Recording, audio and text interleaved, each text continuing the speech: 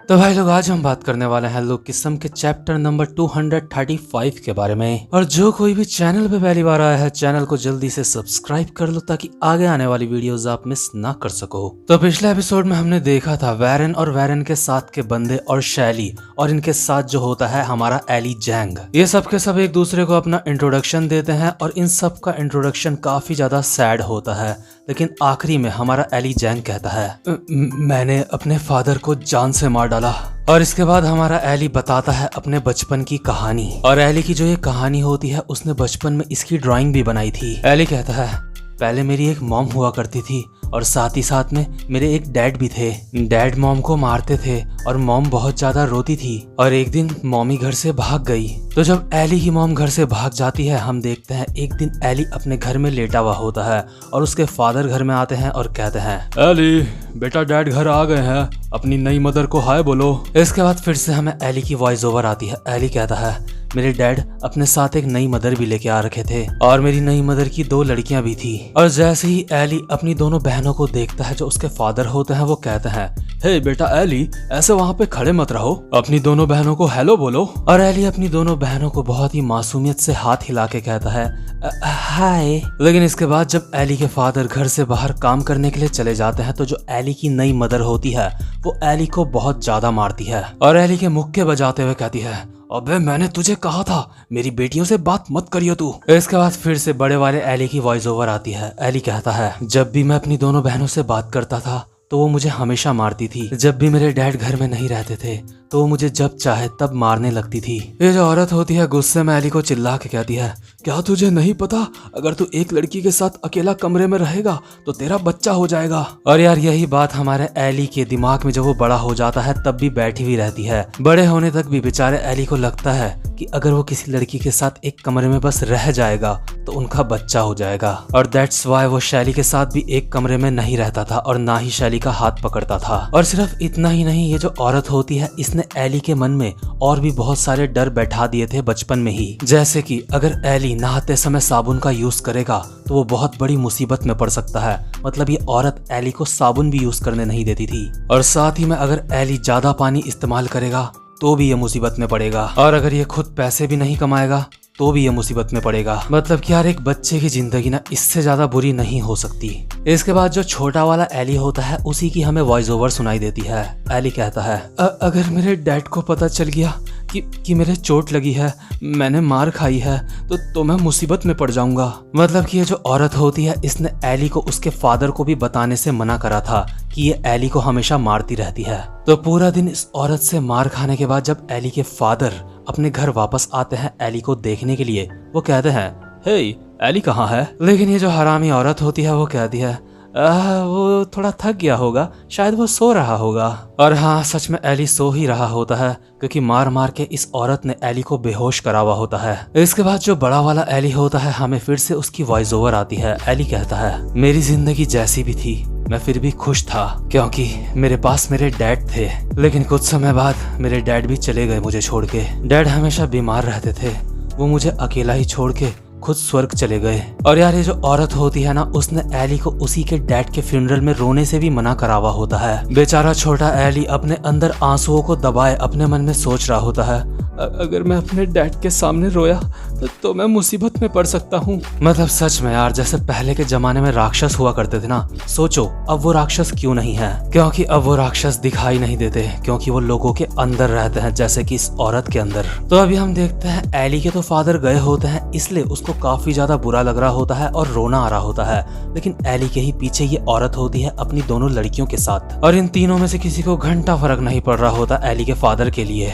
जो ये औरत होती है इंश्योरेंस कंपनी को कॉल करके कह रही होती है हाँ ये गुजर गए हैं तो क्या इनका कोई इंश्योरेंस है, मुझे कुछ पैसे मिल सकते हैं। मतलब इस हरामखोर औरत को ऐसी सिचुएशन में भी बस पैसों की पड़ी है। इसके बाद जो इस औरत की बेटियां होती हैं वो कहती हैं मामी मुझे भूख लगी है। ये औरत अपनी बेटियों को बहुत ही प्यार से कहती है बेटा जाके कुछ मीट स्ट्यू खा लो, मम्मी अभी कॉल पे बात कर रही है। और बेचारा एली अपने मन में सोच रहा होता है अगर मैं अभी रोया तो मैं मुसीबत में पड़ सकता हूँ, शायद इसी ही वजह से उन लोगों में से भी कोई नहीं रो रहा है। बेचारा ओली इस समय इतना ज्यादा छोटा होता है उसको अंदाजा भी नहीं होता कि इन तीनों को घंटा फर्क नहीं पड़ता, उनको तो रोना आ भी नहीं रहा है। इसके बाद फिर से बड़े वाले ओली की हमें वॉइस ओवर आती है। इसके बाद मेरी दूसरी मॉम मेरे घर में मेरे एक दूसरे फादर को ले आई और वो चारों के चारों लोग घर में किसी परिवार की तरह रहते थे। और जो अभी एली की दो बहनें होती हैं अपने नए फादर के गले लग के कह रही होती हैं, डैड आप हमें दोबारा छोड़ के तो नहीं जाओगे ना। ये आदमी कहता है इन लड़कियों को, डैड तुम्हें छोड़ के कहीं भी नहीं जा रहे हैं, अब ये हमारा घर है। मतलब कि ये जो औरत होती है अपने असली पति को अब यहाँ घर ले आई होती है और बहुत ही बढ़िया तरीके से इन्होंने एली के घर में कब्जा कर लिया होता है। मतलब यार फ्रॉडगिरी के मामले में तो आजकल लोगों ने PhD करी है। और साथ ही साथ में मुझे तो ऐसा लगता है ये जो औरत है इसी ने एली के फादर को मरवाने में कुछ न कुछ करा होगा। भले ही कुछ देर पहले एली ने कहा था कि उसके फादर बीमार रहते हैं, लेकिन पूरी स्टोरी में एली के फादर मुझे ज्यादा बीमार कभी भी नहीं दिखे, एक बार भी नहीं। तो खैर ये तो मेरी एक पर्सनल सोच है। लेकिन इसके बाद बड़े वाले एली की फिर से वॉइस ओवर आती है। एली कहता है वो लोग कह रहे थे कि वो पहले भी साथ में ही रहते थे और अगर मुझे इस घर में रहना है तो मुझे बहुत ही ज्यादा तमीज से रहना पड़ेगा, नहीं तो वो मुझे निकाल देंगे। तो जो एली का नया फादर होता है वो तो अभी नया नया आया होता है, इसलिए एली को उसके बारे में अभी ज्यादा कुछ नहीं पता होता कि ये किस तरह का इंसान है। इसलिए जो एली होता है वो बहुत ही प्यार से कहता है डैड। लेकिन ये एली का नया डैड एली के एक रैपट मारता है और एली को नंगा करके वाइपर ही वाइपर से मारता है। और अभी छोटा वाला एली जमीन में गिर के इस आदमी से दया की भीख मांग रहा होता है। ये आदमी कहता है आखिर तूने मुझे अभी अभी क्या कहा, ध्यान रख मैं तेरा डैड नहीं हूँ। मतलब कि एली भले ही इन सब के साथ एक ही घर में रहता होता है लेकिन उसके बावजूद भी वो फैमिली का हिस्सा नहीं होता। इसके बाद हम देखते हैं ये जो चारों लोग होते हैं कमरे में बैठ के मस्त करके चिकन खा रहे होते हैं, लेकिन इनके साथ एली नहीं होता। एली बेचारा दूर से इन लोगों को देख रहा होता है और ये हरामखोर इतने ज्यादा हरामी होते हैं कि एली को बुलाते तक नहीं है अपने साथ। इन लड़कियों का फादर कहता है लड़कियों तो तुम्हें इस क्रिसमस में क्या चाहिए। ये लड़कियां कहती हैं डैडी हमें थीम पार्क जाना है। इसके बाद ये आदमी कहता है तो चलो ठीक है, इस बार हम थीम पार्क जाएंगे, हमारी पूरी की पूरी फैमिली यानी कि हम चारों के चारों थीम पार्क चलेंगे ये। और यार क्योंकि एली की जिंदगी नर्क बन चुकी होती है इसलिए वो अपने घर से भाग जाता है और घर के बाहर ही मतलब कहीं सड़क में उसको वो बिल्ली मिलती है जो बड़े होने तक भी उसके साथ रहती है। हम देखते हैं बेचारा एली अभी बिल्कुल नंगा एक जगह पे बैठा हुआ होता है और उसके शरीर में काफी सारे चोटों के निशान होते हैं। एली अपने मन में बोल रहा होता है मैं अपने घर से इसलिए नहीं भागा कि मैं बीमार था या फिर मुझे सर्दी लगी थी, मैंने ऐसा इसलिए करा क्योंकि मैं उन लोगों के साथ बैठ के खाना भी नहीं खा सकता था, मैं बस दूर से उनको खाना खाते हुए देखता था। और छोटा एली निकल पड़ता है सुनसान गलियों में रात को बिल्कुल नंगा और एली के हाथ में होती है बस एक बिल्ली और बाहर काफी ज्यादा ठंड होती है। इसके बाद फिर से बड़े वाले एली की वॉइस ओवर आती है जब मैं घर से भाग गया था तो बाहर मुझे कोई ज्यादा फर्क नजर नहीं आया क्योंकि अंदर भी मेरी ऐसी ही हालत खराब रहती थी, लेकिन घर से भागने के बाद भी मैं भूखा था और मुझे काफी ज्यादा ठंड लग रही थी। वैसे घर से जाने के बाद भी मेरी हालत कुछ ज्यादा अच्छी नहीं थी, लेकिन सच बताऊं तो घर के अंदर से तो मैं ठीक ही था, मैं बाहर ज्यादा अच्छा महसूस कर रहा था। मेरी नई मॉम ने मुझसे कहा था कि मेरे फादर को मैंने मारा है। उन्होंने मुझसे कहा था मैंने अपने फादर को बहुत ज्यादा तंग करा है, इस वजह से मेरे फादर नहीं रहे। मतलब यार आप देख रहे हो एक छोटे से बच्चे के सर पे कितना बड़ा बोझ डाल दिया इस औरत ने। और हर बार की तरह आपसे कहूंगा जो ऐसी स्टोरीज होती है ना, इसका मतलब ये नहीं है कि दुनिया में ये कहीं पे असल में नहीं हुआ है, असल में भी इतनी बड़ी दुनिया में ये कहीं ना कहीं तो हुआ होगा। तो इसके बाद जो एली के साथ अभी वैरन और उसके दोस्त और साथ में शैली बैठे होते हैं वो एली को कहते हैं तो इसका मतलब तुम पिछले 5 सालों से सड़कों में रह रहे हो, आखिर तुमने वहाँ पे अपना गुजारा कैसे करा। एली कहता है बेघर लोगों से लड़ के और सड़कों के किनारे सो के मेरी जिंदगी बीती है। और एक बार तो एक आदमी मुझे अपनी शिप में भी पकड़ के ले जाना चाह रहा था, लेकिन मैं उसके साथ नहीं जाना चाहता था। यानी कि जो एली होता है उसको कुछ ऐसे लोग भी मिले होते हैं जो उसको किडनैप करने की सोच रहे होते हैं ताकि वो उसके ऑर्गन्स बेच दें। बट एली वहां से भाग जाता है और वो चला जाता है पहाड़ों में। एली कहता है जब मैं पहाड़ों में चला गया था तो वहाँ पे खाने की बिल्कुल भी कमी नहीं थी और एक बार तो मेरी जंगली सुअर से लड़ाई भी हो गई थी। मैक्स कहता है चलो बढ़िया है, तुम वहाँ से जिंदा तो निकल आए। और शैली बोल रही होती है ओ भाई साहब तुम्हारे साथ इतना कुछ हुआ। इसके बाद एली कहता है यही मेरी जिंदगी थी जो मैंने सड़कों में बिताई, बस ये कहानी यहीं पे खत्म होती है। इसके बाद वैरन कहता है अबे अगर ऐसी बात है तो तेरी लाइफ में कोई तो ऐसी मेमोरी होगी जो मतलब तेरी बहुत ही अच्छी मेमोरी है जिसको याद करके तुझे अच्छा लगता है। इसके बाद एली कहता है अरे हाँ एक मेरी ऐसी याद है वो है छुपन छुपाई। जो मेरी रियल मॉम थी वो अक्सर मेरे साथ छुपन छुपाई खेला करती थी। मॉम ने ही मुझे सिखाया था कि छुपन छुपाई को कैसे खेला जाता है, और आज तक उनके अलावा मैंने किसी के भी साथ छुपन छुपाई कभी भी नहीं खेली है। और ये सुन के जो हमारी शैली होती है उसको एली के ऊपर दया आ जाती है, और इसीलिए शैली कहती है, एली, अगर ऐसी बात है चलो हम लोग साथ में छुपन छुपाई खेलते हैं। हम तुम्हें वादा करते हैं हमारे साथ छुपन छुपाई खेल के तुम्हें बहुत ज्यादा मजा आएगा। और तुमने कहा कि तुमने अपनी मदर के अलावा किसी के भी साथ छुपन छुपाई नहीं खेली है ना? जब तुम अपने दोस्तों के साथ छुपन छुपाई खेलोगे तब तुम्हें काफी ज्यादा मजा आने वाला है एली। इसके बाद मैक्स कहता है, हाँ चलो एली, चलो छुपन छुपाई खेलते हैं साथ में। इसके बाद डेरेक कहता है, इस गेम में अपने अनाथ आश्रम में इस गेम के हम राजा हुआ करते थे। शैली कहती है, तो एली क्या तुम तैयार हो?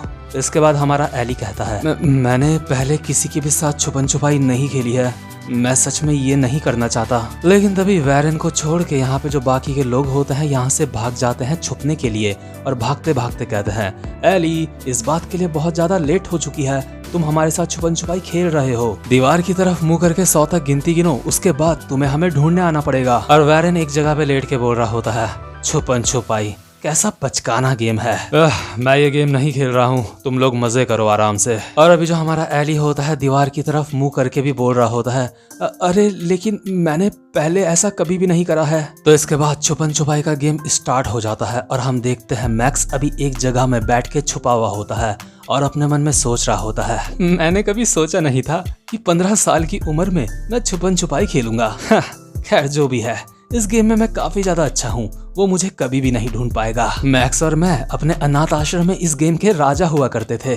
लेकिन तभी मैक्स को एक आहट सुनाई देती है, और मैक्स देखता है जो एली की बिल्ली होती है वो भी वहीं बगल में छुपी हुई होती है। मैक्स कहता है, अबे क्या तू भी ये गेम खेल रही है? मैक्स इस बिल्ली को अपनी गोदी में उठाता है और कहता है, अरे डूड, तूने तो मुझे डरा ही दिया था, मुझे तो लगा एली ने मुझे ढूंढ लिया है। लेकिन ये जो बिल्ली होती है मैक्स के मुंह पे एक पंजा मार देती है और ये कह के यहाँ से निकल लेती है।